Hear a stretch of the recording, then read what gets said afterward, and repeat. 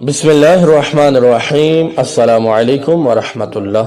جسم کا سب سے خراب اور سب سے بہترین حصہ، ایک بہت بڑے حکیم گزرے ہیں جن کا نام لقمان تھا۔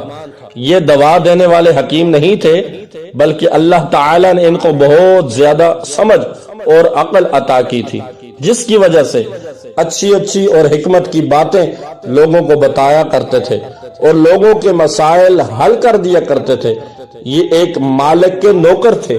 ایک مرتبہ کی بات ہے کہ ان کے مالک نے ان سے کہا کہ جاؤ ایک بکری ذبح کرو اور اس کے پورے جسم میں سے 2 اچھے حصے کاٹ کر میرے پاس لے آؤ۔ چنانچہ لقمان گئے اور بکری ذبح کی، پھر اس کے جسم سے دل اور زبان کو کاٹ کر مالک کے سامنے پیش کر دیا۔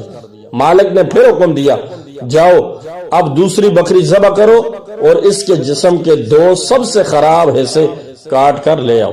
اس مرتبہ بھی لقمان حکیم نے وہی 2 حصے زبان اور دل لا کر مالک کے سامنے رکھ دیے۔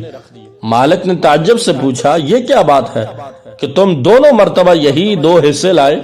لقمان نے جواب دیا، اصل بات یہ ہے کہ دل اور زبان اگر ٹھیک رہیں تو جسم میں ان سے اچھا اور کوئی حصہ نہیں، اور اگر یہ دونوں بگڑ جائیں تو جسم میں ان سے زیادہ خراب بھی کوئی حصہ نہیں۔ ہمیں چاہیے کہ زبان کی حفاظت کریں، گندی بات نہ کریں اور دل کو ہمیشہ صاف رکھیں، کسی کو برا نہ سمجھیں۔